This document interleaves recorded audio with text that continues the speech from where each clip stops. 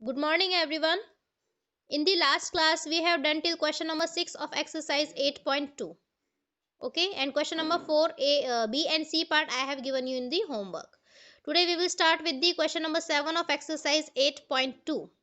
So, beta, this is due to network problem. I told you, have some patience. If you do not understand, you can ask me personally. Okay? Okay, Girish. So the question says, if in the given figure means the figure which is given to you here in this question, इस question में आपको ये जो figure है ये given है, P is parallel to Q and T is parallel to R. P and Q, these are two lines which are parallel to each other. T and R, which these are two lines which are also parallel to each other. Okay. Find x. You have to find the value of this x degree. So first of all, I yesterday also told you that in these type of questions, first of all you have to see whether the lines are parallel or not. Okay तो सबसे पहले आपको parallel देखना है. Parallel किसका देखेंगे. अब question ये अराइज होता है कि पैरेलल तो ये गिवन है हमें, टी और आर पैरेलल गिवन है, पी और क्यू आर पैरेलल गिवन है. तो कौन सा वाला पैरेलल पेयर हम लेंगे यहाँ पे, पी और क्यू लेंगे या टी आर लेंगे. ठीक है, तो देखिए ये एंगल्स किसके साथ बन रहे हैं, वो वाली लाइंस हम लेंगे. 115 डिग्री बन रहा है टी और पी के साथ, और x डिग्री बन रहा है आर और p के साथ. इसका मतलब ये जो लाइन q है, it does not play any role in this question. इस q का यहाँ पे कोई रोल ही नहीं है.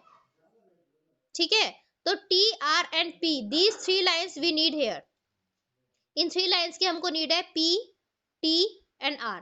तो अब अगर इस q को मैं हाइड कर देती हूँ क्योंकि उसकी जरूरत नहीं है हमें इस क्वेश्चन में, तो आप देख सकते हैं कि T and R, they both line are parallel to each other and the transversal is P, which is intersecting both of the lines in two distinct points.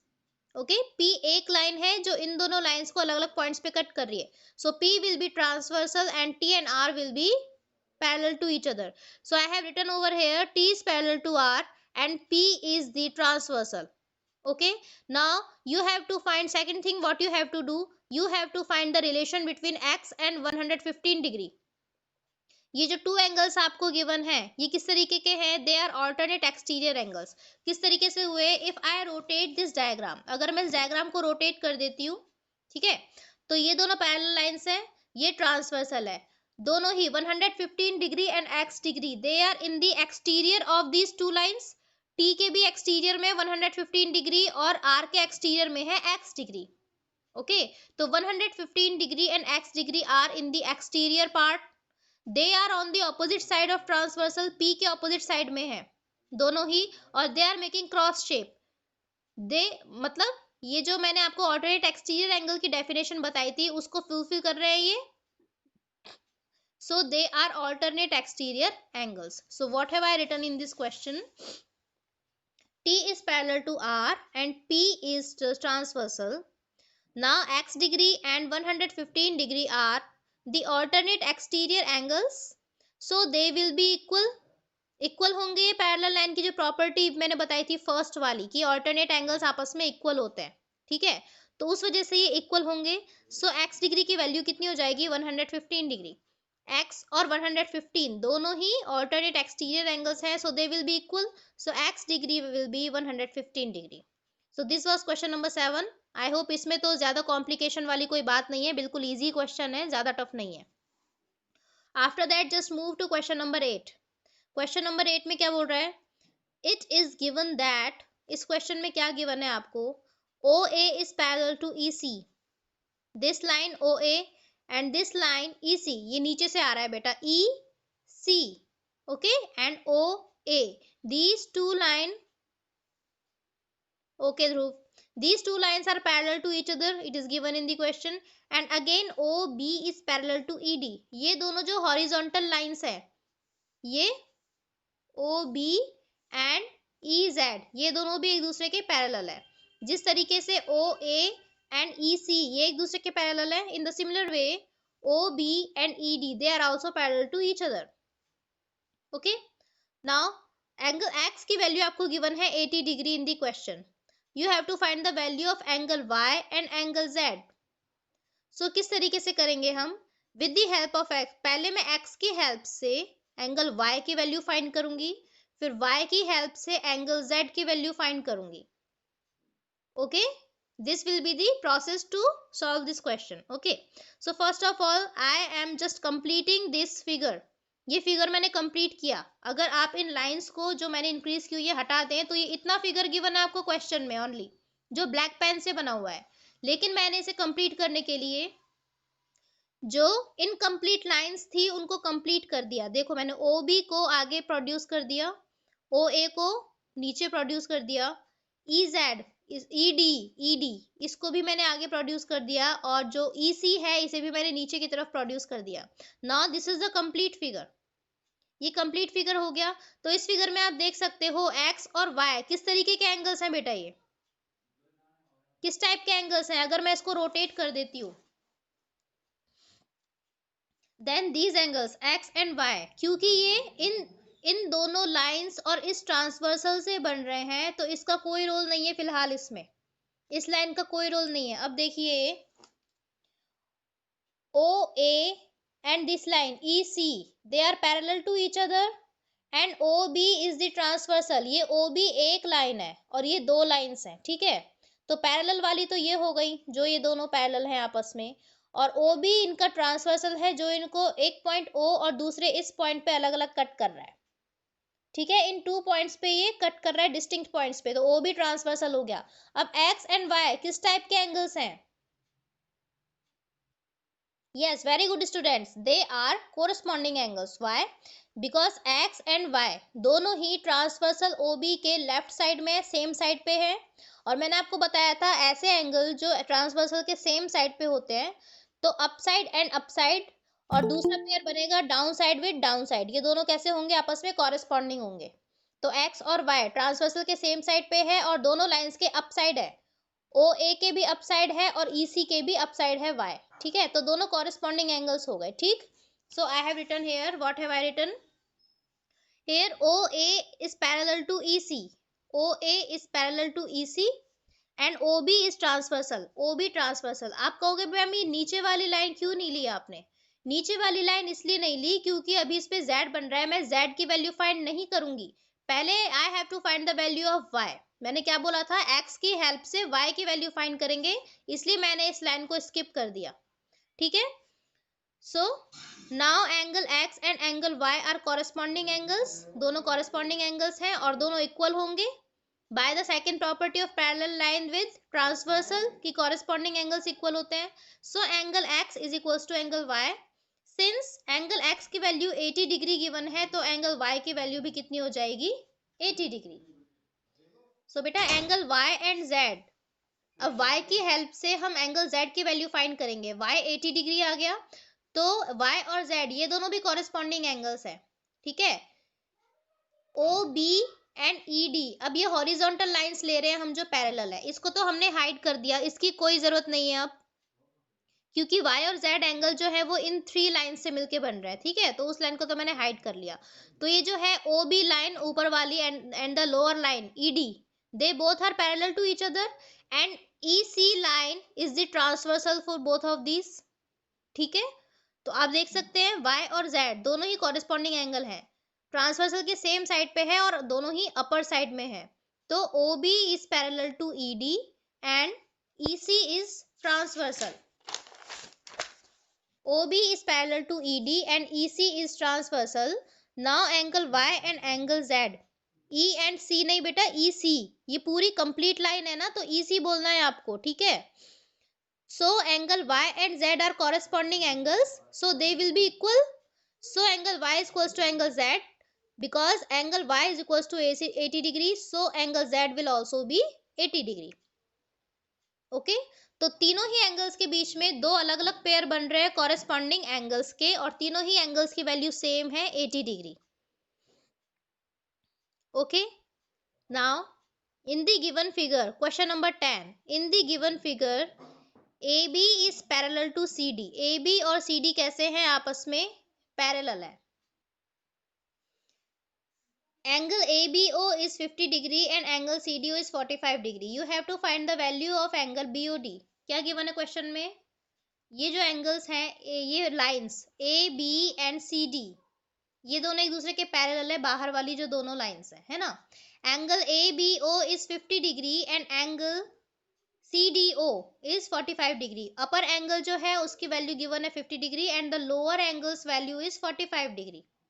Okay, वो कह रहा है ये जो बाहर वाला जो एंगल है, आउटसाइड में जो ये एंगल बन रहा है पूरा बी ओ डी, इन दोनों लाइंस से मिलके जो एंगल बन रहा है ना, बी ओ और ओ डी से मिलके जो बाहर का पूरा कंप्लीट एंगल बन रहा है, उसकी वैल्यू आपको फाइंड करनी है। Okay, now you can see in this figure, first of all we have to find the lines are parallel or not. So question में given है कि AB और CD आपस में parallel है, ठीक है। फिर मैंने आपको बोला था जो एंगल गिवन है और जो एंगल पूछा गया है, you have to find the relation between them. तो 50 डिग्री और बाहर वाला जो एंगल है उसमें कोई रिलेशन नहीं है, उसी तरीके से 45 डिग्री और बाहर वाला जो एंगल है उसमें भी कोई रिलेशन नहीं है। सो किस तरीके से फिर हम इनको फाइंड करेंगे, क्योंकि कोई रिलेशन ही नहीं है।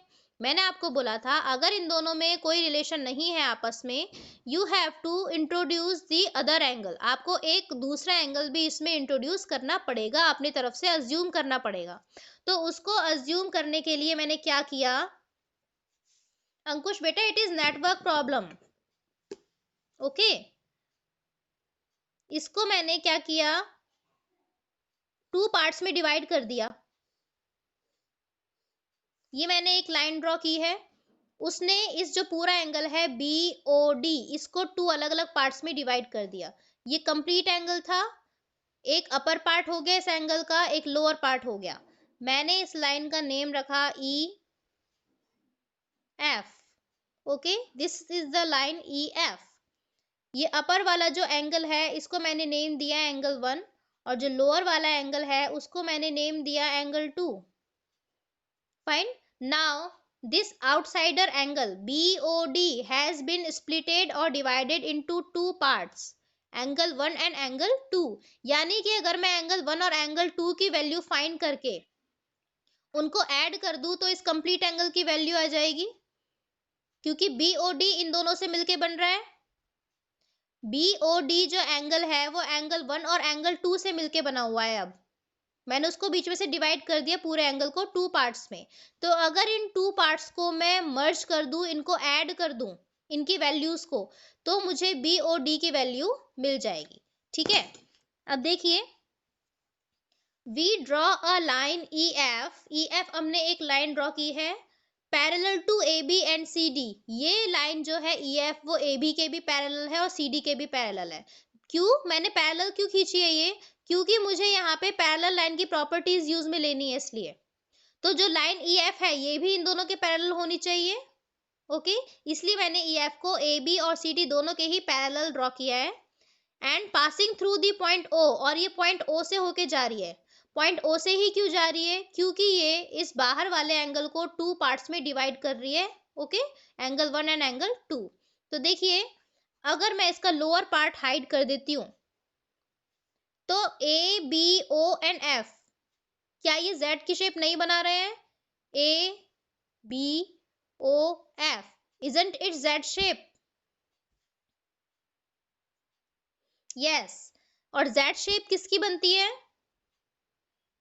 सो Z shape alternate interior angles की बनती है। ओके, ABOF, तो कौन कौन से एंगल्स बन रहे हैं? 50 डिग्री एंड एंगल 1। ये दोनों कैसे हो गए आपस में? ऑल्टरनेट इंटीरियर एंगल्स हो गए, because they are making Z shape. उसी तरीके से अगर मैं अपर साइड को हाइड कर दूं तो नीचे ये इनवर्स Z बन रहा है, देखिए FODC, FODC, ये उल्टा Z बन रहा है, इनवर्स Z बन रहा है। ठीक है, तो ये भी आपस में कैसे होंगे? ऑल्टरनेट इंटीरियर एंगल्स, क्योंकि मैंने आपको बोला था Z की शेप सीधी भी बन सकती है और इनवर्स भी बन सकती है। तो ये FODC ये भी Z शेप बना रहे हैं, तो ये दोनों एंगल्स भी कैसे होंगे आपस में? Alternate interior, means angle 2 and 45 degree are also alternate interior angles. तो मैंने बेटा यही लिखा है यहाँ पे, angle 1 is equals to 50 degree and angle 2 is equals to 45 degree because they are alternate interior angles।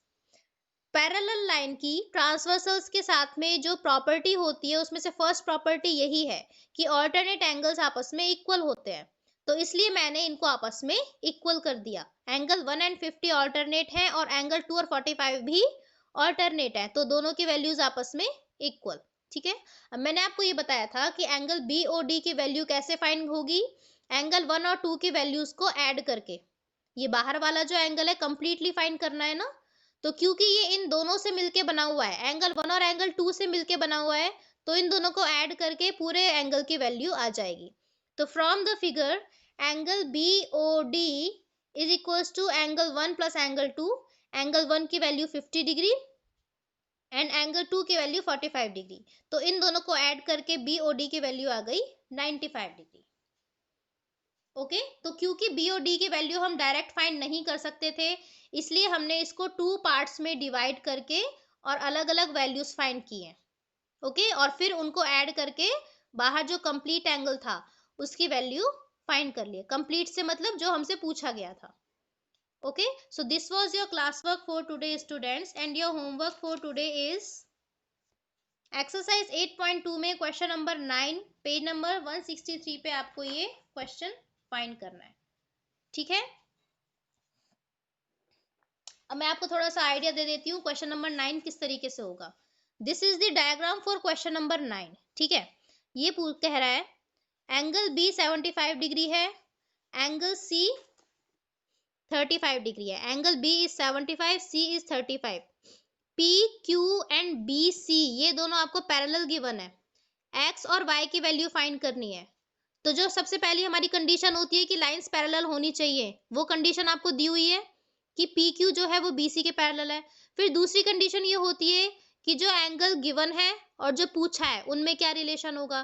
तो आप देखिए ये पी ए बी सी ये भी जेड शेप बना रहे हैं ना, पी ए बी सी ये जेड शेप बना रहे हैं, तो ये दोनों ऑल्टरनेट इंटीरियर एंगल्स हो गए, क्योंकि जेड शेप बनाते हैं ऑल्टरनेट इंटीरियर एंगल्स। ठीक है, तो दोनों की वैल्यूज इक्वल हो जाएगी, यानी x डिग्री की वैल्यू हो जाएगी 75 डिग्री। उसी तरीके से Q A C B, Q A C B ये भी इनवर्स जेड बना रहे हैं, उल्टा जेड बना रहे हैं। तो y डिग्री और 35 डिग्री ये भी आपस में कैसे हो गए, alternate interior angles. y degree और 35 डिग्री ये दोनों मिलकर रिवर्स जेड बना रहे हैं ना, means they both are also alternate interior angles. तो y डिग्री की वैल्यू कितनी हो जाएगी 35, क्योंकि ऑल्टरनेट इंटीरियर एंगल्स आपस में इक्वल होते हैं। ठीक है, तो ये क्वेश्चन में आपको ऑल्टरनेट इंटीरियर एंगल्स के 2 पेयर्स गिवन है, जिसको यूज करके आपको ये क्वेश्चन सॉल्व करना है। Okay, thank you.